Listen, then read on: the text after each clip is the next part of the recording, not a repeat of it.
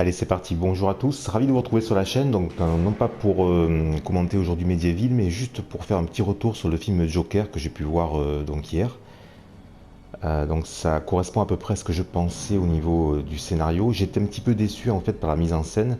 Je pensais que ça allait être plus grandiose en fait. Je me suis dit, je pensais voir Gotham. Je pensais vraiment qu'on nous montre la ville avec des plans beaucoup plus larges, qu'on fasse en fait de cette ville de Gotham vraiment un personnage à part entière dans le film. Sauf que le film en fait est extrêmement centré sur le personnage de Joker. Alors je comprends puisque c'est forcément le sujet du film, mais il y a beaucoup de scènes d'intérieur, que ce soit dans l'appartement de Joker, dans le métro, à l'endroit où il travaille en fait, dans le bureau donc de location de clown.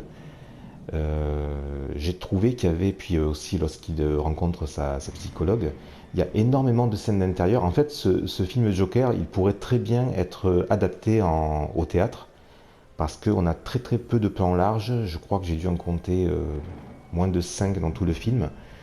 Et même à la fin, où on est censé justement voir la dépravation en fait et toute la colère des habitants de Gotham City qui remonte et qui s'abat en fait au niveau des rues, des magasins, toute cette violence en fait qui émerge.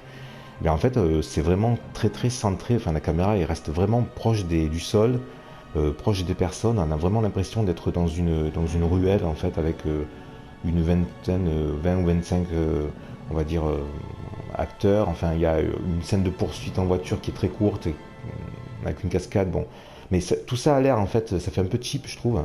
Je pensais vraiment au niveau réalisation. Alors, j'avais pas vu le budget là, juste avant d'aller le voir. Je savais que c'était pas un film triple A, enfin un blockbuster plutôt avec énormément de budget. Hein. Je savais que c'était pas un film à 200 millions de dollars.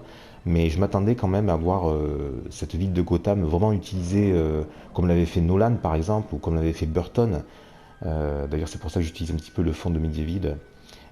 Parce qu'en fait, Tim Burton avait vraiment su faire de Gotham City un personnage à part entière, donc très sombre, avec des ruelles mal éclairées, avec donc des personnages mal famés. Enfin, c'était vraiment très intéressant de ce point de vue-là. Nolan, lui, apportait beaucoup plus de réalisme à partir de 2005, 2008 et 2012, avec un Gotham beaucoup plus ancré sur une période post-crise et puis bien sûr post 2001, post 11 septembre. Donc on était beaucoup plus ancré dans le réel avec Christopher Nolan. Mais là, pour le coup, un petit peu déçu, oui, par la réalisation, globalement. Bon, après, ça ne nuit pas au film, comme je dis, puisque le film, en fait, est vraiment basé sur le personnage du Joker et son évolution psychologique. Et ça correspond à ce que je pensais, en fait, ce que je j'avais dit un petit peu dans la vidéo précédente, c'est-à-dire qu'on part d'un personnage qui est, on va dire, quasiment inexistant, qui mène une vie, on va dire, très réglée. Alors ça, vous allez le voir quand vous irez voir le film. En fait, c'est manifesté en fait par un escalier en fait qui est filmé en fait en plongée. On est tout en bas de l'escalier, vous savez, et puis on voit cet escalier donc avec une rampe filmée en plongée, puis on voit le Joker qui monte péniblement l'escalier jour après jour. Donc c'est vraiment quelque chose, c'est un rituel qu'il subit. Il est fatigué, il subit vraiment sa vie et son travail. Bon, c'est quelqu'un qui essaie de faire de l'humour, qui essaie de s'en sortir. Il est fasciné en fait par le spectacle donc qu'offre la télé-réalité et notamment le show qu'anime Robert De Niro, parce qu'en fait Robert De Niro il ne le rencontre que, on va dire, vers le milieu du film, où il n'y a pas vraiment une relation très étendue entre les deux. C'est plutôt à distance, on va dire, puisque De Niro, lui, c'est la personne qui est vraiment établie, animateur de télé, donc animateur de show télé, un peu à la Larry King Live. Donc c'est quelqu'un qui a des entrées partout dans le Gotha de Gotham, si j'ose dire, dans le tout Gotham. Et il y a une rencontre à un moment donné, donc bon, je ne veux pas trop spoiler à ce niveau-là, mais vous verrez, c'est là où justement le drame se noue. Alors, la première rencontre entre De Niro et puis Joaquin Phoenix. Et donc en fait, ce personnage de Joker en fait fait tout ce qu'il faut pour s'en sortir en fait, mais vous avez vu, je vous le dis beaucoup en fait, faudrait que je corrige. Mais malheureusement, il subit aussi les événements qui sont tout autour de lui. Donc on a des restrictions budgétaires. C'est quelqu'un qui est malade, donc qui a besoin de soins. J'entendais des personnes parler d'aide sociale, etc. Mais c'est même pas de l'aide sociale en fait. Le Joker, lui, c'est quelqu'un qui est suivi médicalement. Il a besoin de médicaments, donc c'est comme si vous preniez quelqu'un qui est diabétique et puis tout à coup on dit ben non, on coupe le budget, voilà, vous n'avez plus aucun accès aux médicaments pour votre diabète, ou quelqu'un qui est dialysé, puis on dit non, non, mais c'est bon, on arrête tout de suite les trajets en taxi-ambulance, même vous, c'est même plus la peine de les payer parce que le centre de dialyse va fermer. Enfin, on est vraiment dans une situation qui est même pas au niveau de l'aide sociale, hein. C'est en fait que les personnes qui sont malades ne peuvent plus carrément se soigner dans ce Gotham-là. Tandis que donc des personnages comme la famille Wayne et d'autres manias, en fait, d'autres tycoons de la ville profitent, vont au théâtre, vont au cinéma, vont assister à des spectacles, à des dîners, etc. Donc il y a vraiment une dichotomie en fait entre les personnes qui sont, on va dire, parce qu'il y a vraiment, en fait, dans ce Gotham-là, on voit pas de classe moyenne en fait. On a soit des personnes qui sont très très pauvres, alors il y a très très peu de personnages dans le film, mais ils sont tous dans une situation en fait donc de pauvreté ou de quasi-pauvreté. Et alors qu'à l'autre bout de l'échelle sociale, en fait, on a en fait des traders, on a des personnes qui travaillent dans la banque, voilà. Donc il y a vraiment une dichotomie, une séparation entre les personnages. Et c'est de là que en fait va naître l'incompréhension au départ, la rancœur, et puis après forcément ben, la haine et puis la violence. Donc le film comporte quelques scènes de violence assez crues, euh, notamment sur la fin. Mais c'est pas le propos enfin, c'est pas une violence qui est utilisée mal à propos et pour montrer, on va dire, de l'hémoglobine, pour voilà, montrer du sang pour du sang. En fait, c'est tout simplement bien utilisé, c'est bien amené parce qu'on sait tôt ou tard que ça ne peut qu'exploser à ce moment-là. Donc la scène est assez rapide en plus. Bon, ils essaient un petit peu de dédramatiser avec une situation un peu humoristique tout de suite après, qui marche plus ou moins. Mais j'ai trouvé en fait que voilà, la violence n'est pas forcément mise en avant juste pour attirer les gens. On n'est pas dans un film d'horreur voilà, où il va y avoir des jumpscares et où le sang est mis en avant pour pouvoir dire voilà, venez voir, nous c'est grand guignol ce soir, venez. Non, pas du tout en fait, c'est vraiment utilisé bien à propos malheureusement parce qu'à un moment donné, il faut bien exprimer, enfin, si vous parlez de violence, il faut à un moment donné, lorsqu'il y a une explosion, il faut montrer un petit peu la résultante. Et donc effectivement, oui, il y a des effusions de sang, mais c'est utilisé par rapport au thème du film et par rapport justement au fait que cette ville de Gotham, et j'imagine en fait que le réalisateur a voulu parler du monde en général en décrivant Gotham, parce que pour lui, je pense que Gotham, enfin, la violence et la misère sociale ne s'arrête pas forcément à cette ville-là, mais c'est plutôt, on va dire, un focus sur cette ville qui signifie que le monde se trouve un petit peu dans la même situation dans la plupart des mégalopoles mondiales. Et le Joker, en fait, c'est quelqu'un qui, justement, laisse aller libre cours, en fait, à sa colère, à sa violence. En fait, il n'a plus rien à quoi s'accrocher. Il a même, à un moment donné, donc je ne veux pas spoiler cette scène parce qu'elle fait partie aussi des scènes clés. Il y a à un moment donné, donc, on va dire, un des filets de sécurité, entre guillemets, qui aurait pu le maintenir à flot, sur lequel il aurait pu s'appuyer, eh bien, qui disparaît. Et en fait, ce Joker, c'est un petit peu comme un funambule, comme quelqu'un qui fait en fait du trapèze et qui tombe et qui n'a aucun filet de sécurité. Et il se retrouve justement dans cette situation où il n'a plus que la violence pour exister en fait, puisque c'est un personnage qui au départ n'existe pas, il veut exister médiatiquement.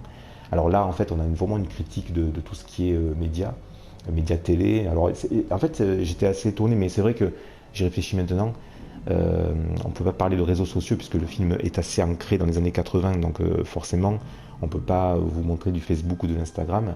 Mais je pense que si le film avait été ancré dans les années 2020, on aurait eu ce rapport-là du Joker justement aux réseaux sociaux. Là, pour le coup, c'est juste un rapport à la télévision. Donc le Joker veut absolument être connu, il veut être célèbre, il a besoin que son image soit vue.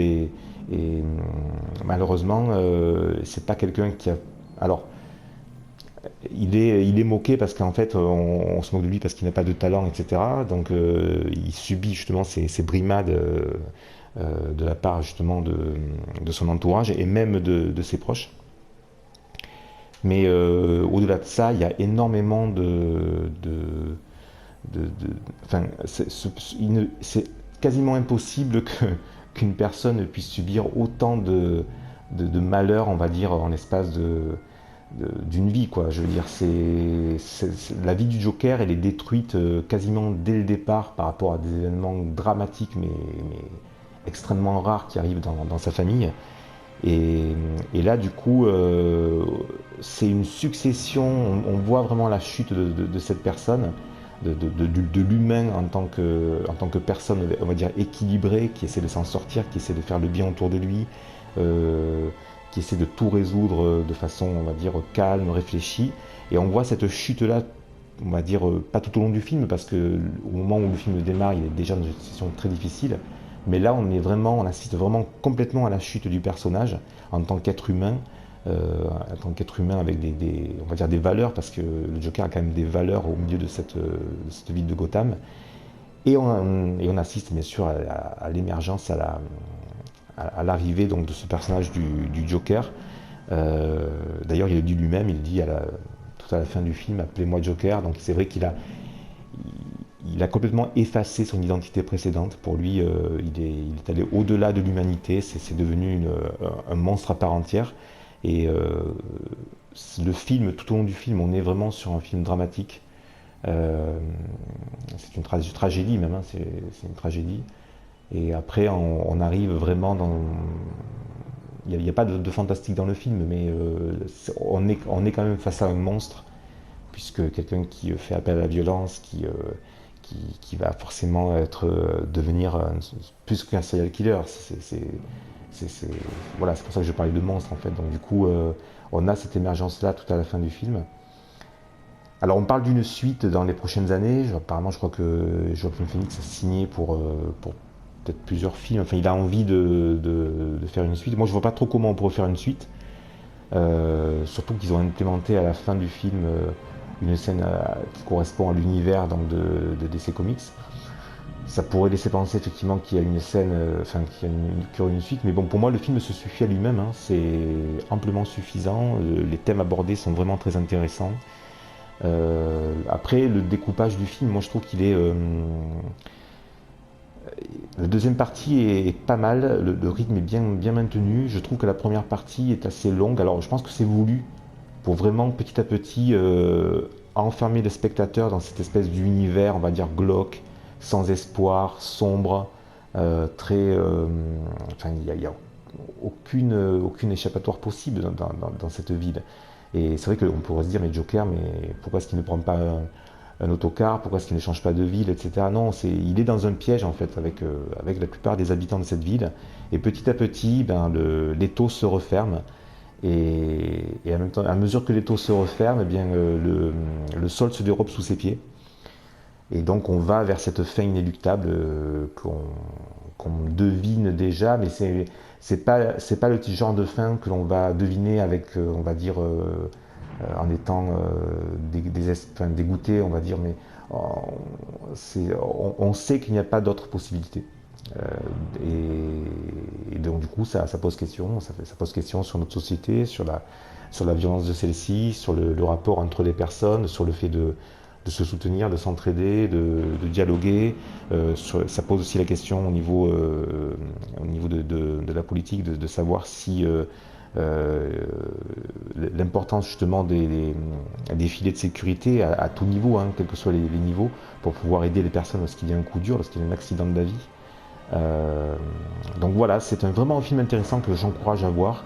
Alors j'étais étonné parce que dans la salle il y avait beaucoup d'adolescents.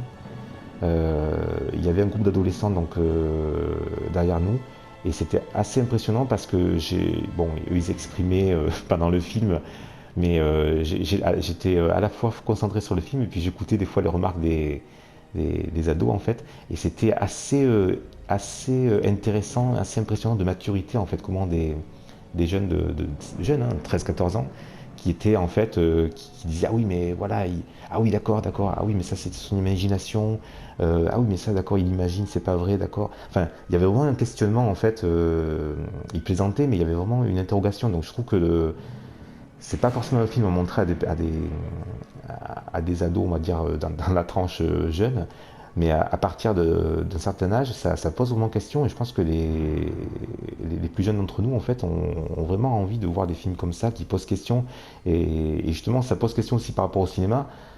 Est-ce qu'il vaut mieux pas plutôt que d'aller voir des Marvel qu'on oublie au bout de 2 jours, voire 2 heures, ou des films sans contenu, ben, de temps en temps, voilà, proposer à ses enfants, à ses adolescents de voir ce genre de film, sortir avec eux, discuter, dialoguer, parler des thèmes abordés, voilà. Et je trouve que ça mène vraiment un petit plus en fait. Et moi j'étais vraiment étonné, enfin, j'espère qu'il y a pas mal de personnes qui vont se poser des questions à ce niveau-là. Et le film justement perdure par rapport à ça, ça nous permet de nous interroger jour après jour en fait. On échange avec des personnes avec qui on était au cinéma, on échange avec l'entourage, etc. Et donc du coup vraiment, vraiment un très bon film en fait. Voilà un petit peu mon avis sur Joker. Donc, alors je comptais le voir depuis longtemps. J'étais un petit peu déçu, comme je disais, par la mise en scène, mais globalement, les thèmes abordés sont très bien. Donc, je vous encourage à aller voir le film. Voilà. Passez une bonne fin de journée. Merci d'avoir tenu le coup jusqu'ici. Puis je vous dis à très bientôt sur la chaîne pour un prochain contenu. Donc, je ne sais pas lequel. Voilà.